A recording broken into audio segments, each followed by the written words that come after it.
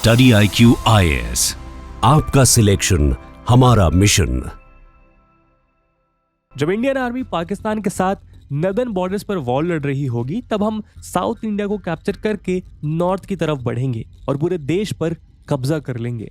ये statement popular front of India या PFI नामक टेरर आउटफिट के एक आतंकी ने इंडिया के सुप्रीम कोर्ट में अपने बयान में कहा। ये नेशनल इन्वेस्टिगेशन एजेंसी यानी NIA के एक प्रोटेक्टेड की विटनेस की स्टेटमेंट है, जिसको NIA ने दिल्ली कोर्ट में अपनी चार्जशीट फाइल करते हुए रिवील किया है। उनके मुताबिक PFI के एक फॉर्मर कोर मेंबर ने मजिस्ट्रेट के सामने अपनी स्टेटमेंट दर्ज कराते हुए ये बताया कि सभी अरेस्टेड मेंबर्स को ये सिखाया गया है कि जब पाकिस्तान की ओर से इंडिया के अगेंस्ट कोई भी डिस्टर्बेंस होगा तो इंडियन आर्मी उसको टैकल करने के लिए नॉर्थ में बिजी होगी। इसी बीच PFI की ट्रेनिंग की मदद से उनको इंडिया के साउथ को कैप्चर करते हुए नॉर्थ की तरफ मूव करना है और इस तरह वो पूरे भारत पर कब्जा कर लेंगे।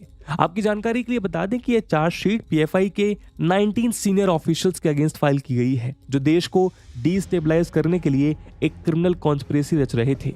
चार्जशीट के मुताबिक PFI एक हाईली मोटिवेटेड, ट्रेंड और सीक्रेटिव एलीट फोर्स का निर्माण कर रही है। इसकी मदद से वो 2047 तक इंडिया में इस्लामिक रूल को स्टैब्लिश कर अपना violent long term objective fulfil करना चाहते हैं और इंडिया के अगेंस्ट इनकी ये खतरनाक वेल क्राफ्टेड क्रिमिनल कॉन्स्पिरेसी एक सोशियो पॉलिटिकल मूवमेंट के डिस्गाइज में हो रही है। इंडियन एक्सप्रेस की रिपोर्ट के मुताबिक NIA ने last year 39 PFI related sites को रेड किया और वहीं से उन्होंने इन 19 लोगों को अरेस्ट किया। इसमें PFI के 12 national executive council members, founding members और सीनियर ऑफिशियल शामिल हैं।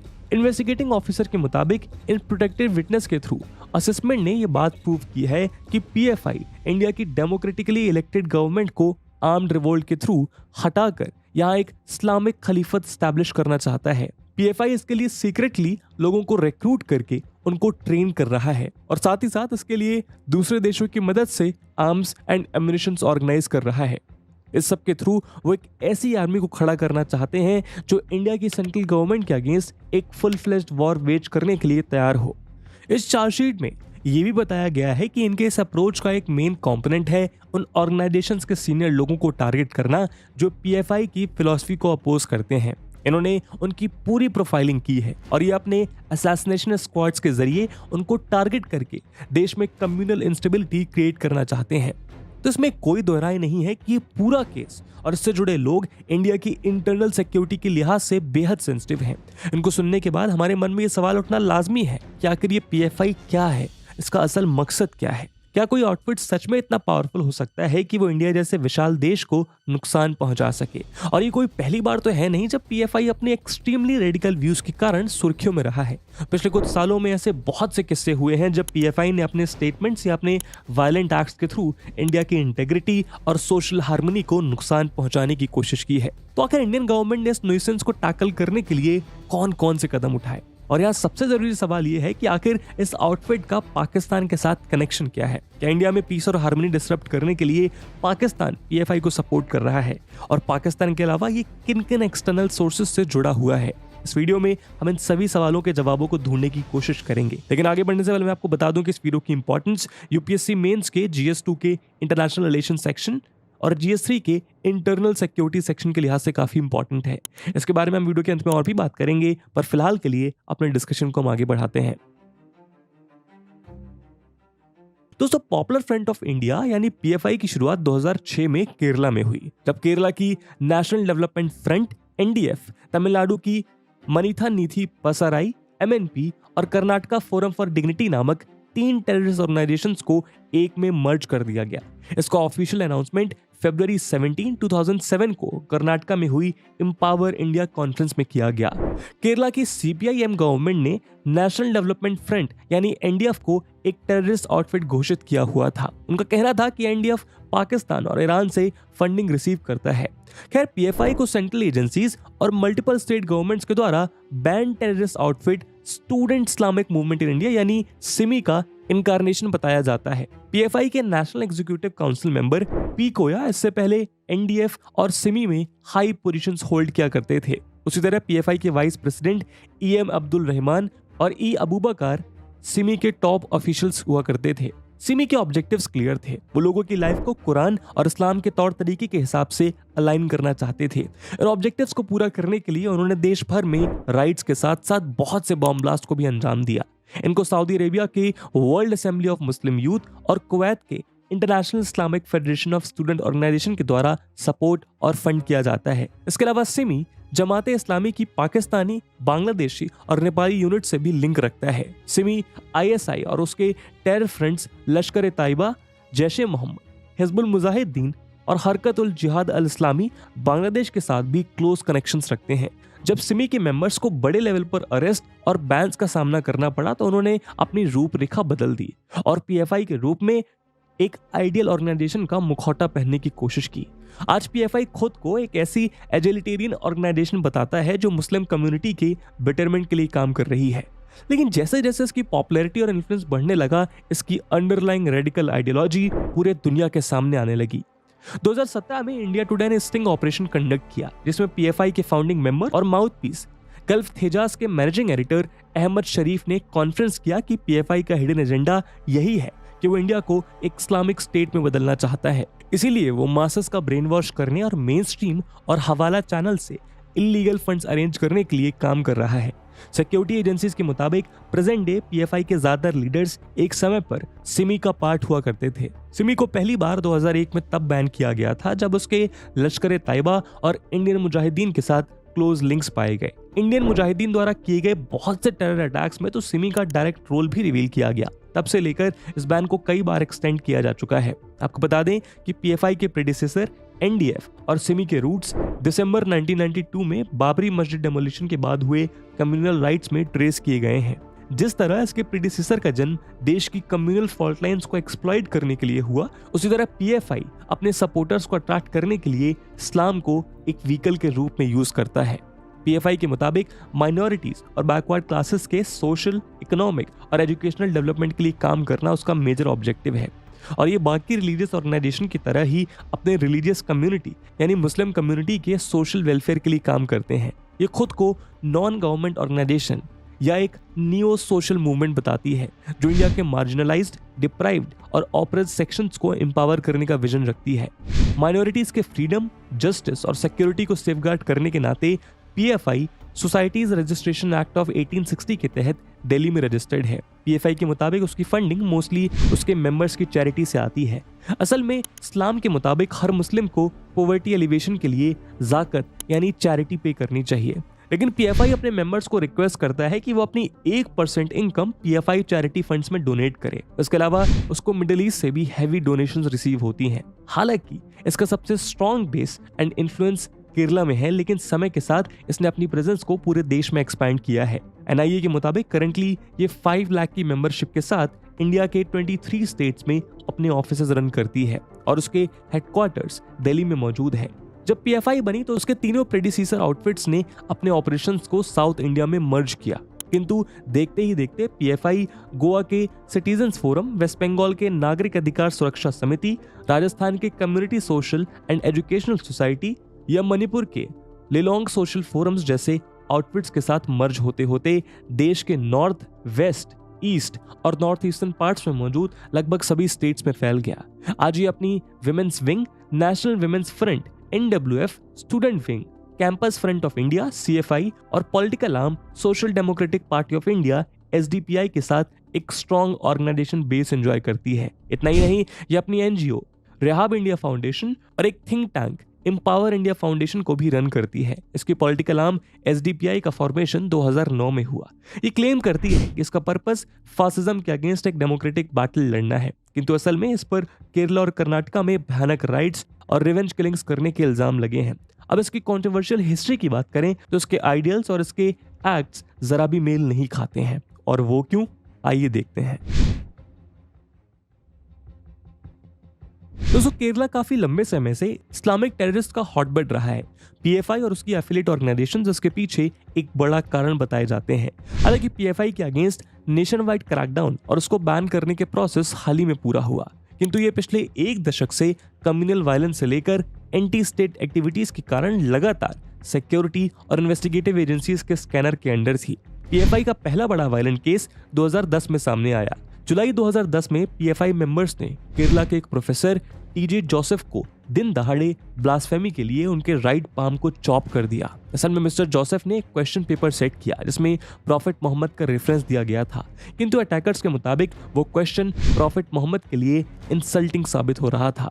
2015 में इस केस में पीएफआई के 13 वर्कर्स को कन्विक्ट किया गया, जिसमें से 10 इस केस में डायरेक्टली इन्वॉल्व थे। खैर, इसके बाद 2012 में केरला गवर्नमेंट ने इंडिपेंडेंस डे पर स्टेट के अलग अलग डिस्ट्रिक्ट्स में पीएफआई की फ्रीडम परेड्स पर बैन लगा दिया। इसके रिस्पॉन्स में केरला के फॉर्मर सीएम ओमेन चंडी की गवर्नमेंट ने कोर्ट में काउंटर एफिडेविट सबमिट किया, जिसमें उन्होंने ये पॉइंट आउट किया कि भले ही पीएफआई का स्टेटेड ऑब्जेक्टिव ह्यूमन राइट्स की सेफ्टी और माइनॉरिटीज का प्रोटेक्शन है, किंतु ये इस्लाम को डिफेंड करने का हवाला देते हुए फुल टाइम क्रिमिनल एक्टिविटीज में एंगेज्ड है।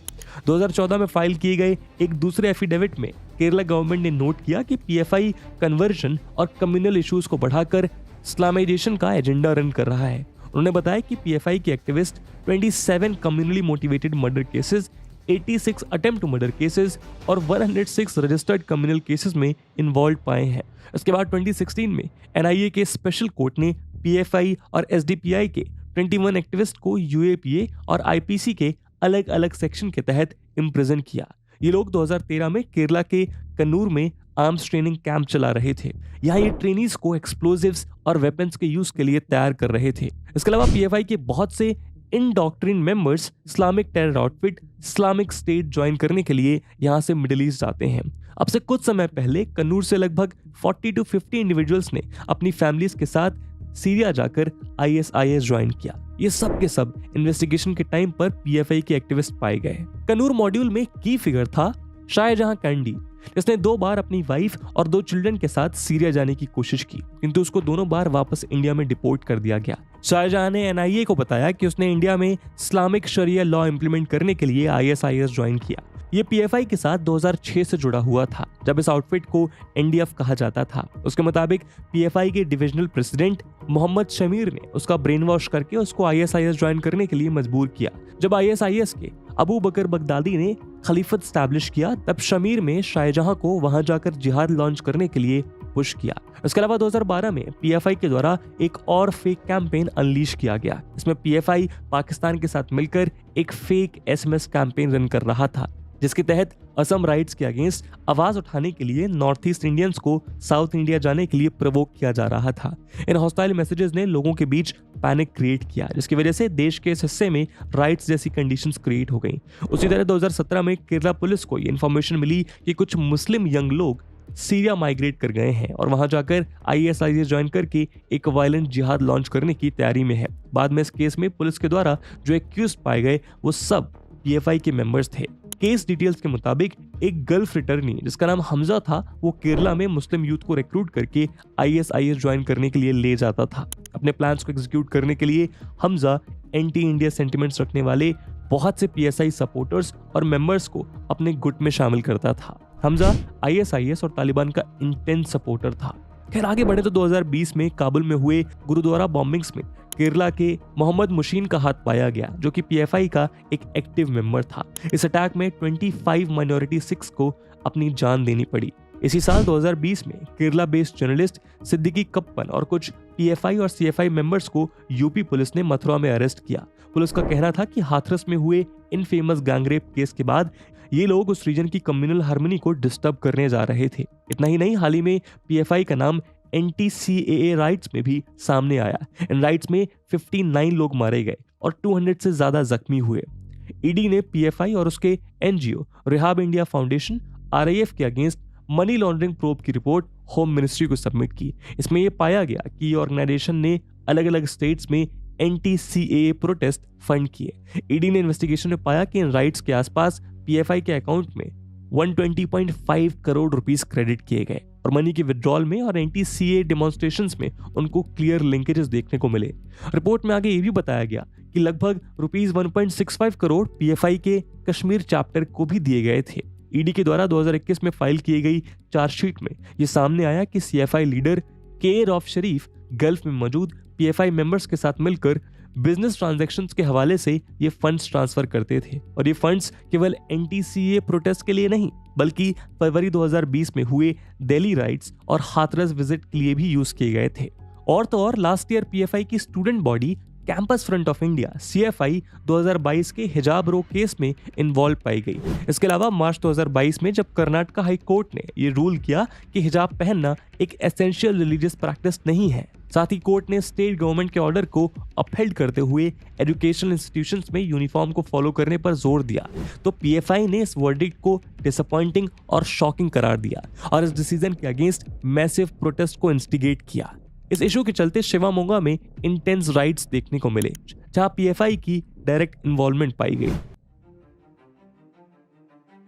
तो दोस्तों, अभी हमने देखा कि कैसे पीएफआई ने समय समय पर देश के कोने कोने में अपने रेडिकल एक्शंस को अंजाम दिया है, किंतु यहाँ सबसे चिंता की बात यह है कि पीएफआई अपनी प्रीडिसेसर सिमी की तरह ग्लोबल टेरर ऑर्गेनाइजेशंस और इंडिया के साथ हॉस्टाइल रिलेशंस मेंटेन करने वाले देशों के साथ एक बड़े लेवल पर एफिलिएशन एंजॉय कर रहा है। फॉर एग्जांपल, पिछले कुछ सालों में पीएफआई और टर्की के बीच स्ट्रॉन्ग लिंक्स देखने को मिले हैं। 2016 में टर्की में हुए कू अटेम्प्ट के बाद पीएफआई ने एर्दोगान की पोजीशन को एंडोर्स किया। इसके रिस्पांस में टर्किश गवर्नमेंट ने पीएफआई को उनके स्टेट रन एनाडोल न्यूज एजेंसी पर एक सोशल ग्रुप के रूप में प्रमोट किया, जिसके मेंबर को इंडियन पुलिस के द्वारा अब्यूज किया जाता है। एक नॉर्डिक मॉनिटर इन्वेस्टिगेशन के तहत PFI officials Turkish NGO foundation for human rights and freedoms and humanitarian relief के साथ लिंक्स मेंटेन कर रहे हैं। आईएचएच वो ऑर्गेनाइजेशन है जो टर्की स्पाई एजेंसी एमआईटी के साथ मिलकर सीरिया और लीबिया में मौजूद टेरर नेटवर्क्स को आर्म्स एंड एमिनेशंस प्रोवाइड कराती है। इसको अलकायदा लिंक्ड टर्किश चैरिटी भी कहा जाता है। आईएचएच का एक एम्प्लॉय इब्राहिम सेन एक टर्किश अलकायदा सेल रन करता है और चैरिटी के नाम पर सीरिया में मौजूद टेररिस्ट को सप्लाईज प्रोवाइड कराता है। इब्राहिम सेन को कुछ समय पहले पाकिस्तान में डिटेन किया गया, फिर उसको 2005 तक ग्वाटानामो बे में रखा गया, जिसके बाद यूएस ऑफिशियल्स ने उसको टर्की को हैंडओवर कर दिया। फरवरी 10, 2016 को यूएनएससी के पास सबमिट किए गए इंटेलिजेंस डॉक्यूमेंट्स के मुताबिक आईएचएच अलकायदा एफिलिएटेड ग्रुप अल नुसरा फ्रंट को भी बड़ी मात्रा में आर्म्स और बाकी सप्लाईज प्रोवाइड कर रहा है। अपने टेरर लिंक्स के कारण आईएचएच को जर्मनी और इजराइल में बैन किया जा चुका है। टर्किश प्रेसिडेंट एर्दोगान काफी लंबे समय से ऑटोमन खिलाफत की ग्लोरी को रीस्टैब्लिश करने और मुस्लिम वर्ल्ड को रूल करने का ख्वाब देखते आए हैं, और वो उसको साउथ एशियन मुस्लिम्स के सपोर्ट के बिना हासिल नहीं कर सकते। इसलिए वो कश्मीर इशू पर पाकिस्तान को बढ़ चढ़कर सपोर्ट करते हैं। बीते कुछ समय में उन्होंने कश्मीर में अपने मर्सनरीज भेजने की भी बात कही है। यानी पीएफआई की आईएचएच टर्किश प्रेसिडेंट एर्दोगान और पाकिस्तान के साथ क्लोज बॉन्ड में एंजॉय करती है। तो जाहिर है कि पीएफआई की कश्मीर फ्रंट को टर्की और पाकिस्तान हर तरह से सपोर्ट करते हैं, और इसीलिए ये बॉन्ड में इंडिया के लिए बेहद प्रॉब्लमैटिक हो जाती है। तो दोस्तों, अब इन सभी केसेस को सुनने के बाद सबसे बड़ा सवाल यह है कि क्या हमारी सरकार ने इतनी खूंखार ऑर्गेनाइजेशन के अगेंस्ट कोई सॉलिड स्टेप नहीं लिया? तो ऐसा नहीं है। 28 सितंबर 2022 को इंडियन होम मिनिस्ट्री ने unlawful activities prevention act UAPA 1967 के तहत पीएफआई और उसकी 8 एफिलिएट ऑर्गेनाइजेशंस को 5 साल के लिए आउटलॉ कर दिया। ये बैन पूरे देश भर में पीएफआई के ऑफिसर्स पर हुई रेड्स के बाद लागू किया गया। पीएफआई को एक अनलॉफुल एसोसिएशन घोषित कर दिया गया। गेजेटेड नोटिफिकेशन के मुताबिक पीएफआई और इसके एसोसिएट्स ऐसी अनलॉफुल एक्टिविटीज में एंगेज थे जो इंडिया की इंटेग्रिटी, सोवर्निटी, सिक्योरिटी और साथ ही साथ पब्लिक पीस और कम्युनल हार्मनी को थ्रेटन कर रही थी। जाहिर है कि पीएफआई को बैन करने का सबसे बड़ा कारण यह था कि ये इस्लामिस्ट ऑर्गेनाइजेशन बहुत से इंटरनेशनल टेरर आउटफिट से डीप लिंकेजेस शेयर करती है। होम मिनिस्ट्री के मुताबिक आईएसआईएस के साथ पीएफआई एक्टिविस्ट ने इस्लामिक स्टेट ऑफ इराक और सीरिया को ज्वाइन कर वहां बहुत से टेरर एक्टिविटीज को अंजाम दिया। उसी तरह पीएफआई के बहुत से मेंबर्स इंडिया में बहुत इंटेंस टेरर एक्टिविटीज में दोषी पाए गए। तो कुल मिलाकर देश भर में rights, illegal financial transactions, global terror organisations के साथ इसकी प्रॉक्सिमिटी और एंटी इंडिया सेंटिमेंट रखने के कारण फिलहाल पीएफआई को बैन कर दिया गया है। लेकिन यहाँ बड़ा सवाल ये उठता है कि क्या ये बैन उस डेंजरस आइडियोलॉजी को एंड कर सकता है जो पीएफआई, एनडीएफ या सिमी जैसी न जाने कितनी खूंखार ऑर्गेनाइजेशंस को खड़ा कर सकता है? क्या ये उन इंडिविजुअल्स को न्यूट्रलाइज कर सकता है जिनको न जाने कितने सालों से इन ऑर्गेनाइजेशंस के द्वारा ब्रेन वॉश किया गया है? सिमी 1977 में अलीगढ़ उत्तर प्रदेश में बनी और पीएफआई 2007 में बेंगलुरु कर्नाटका में। इनके बीच 30 साल का लंबा गैप रहा, लेकिन इनके मेंबर्स, इनकी आइडियोलॉजी और इनके रेडिकल थॉट्स में शायद ही कोई डिफरेंस हो। हाँ, इतना जरूर है कि तेजी से बदलते समय के साथ दुनिया में जो बदलाव हुए उनकी परछाई इन पर भी पड़ी, और ये भी दुनिया की तरह और ज्यादा रैपिड, हाईटेक और सोफिस्टिकेटेड होते गए। किंतु रेडिकलिज्म का जो असल परपेट्रेटर है वो अभी भी एकदम इंटैक्ट है। इसीलिए ऐसी ऑर्गेनाइजेशन से लड़ने के लिए इस रियल परपेट्रेटर से लड़ना बेहद जरूरी है। और इसी उम्मीद के साथ दोस्तों आज के वीडियो को हम यहीं विराम देते हैं। और जैसा मैंने वीडियो के पहले भाग में बताया कि इस वीडियो की इंपॉर्टेंस यूपीएससी मेंस के लिहाज से काफ़ी ज़्यादा है, और उसी इंपॉर्टेंस को देखते हुए एक सवाल हम आपके लिए छोड़कर जा रहे हैं जिसको आपको कमेंट सेक्शन में आंसर करना है। The question is, PFI along with its extraterritorial linkages has been posing a grave threat to territorial integrity and security of India.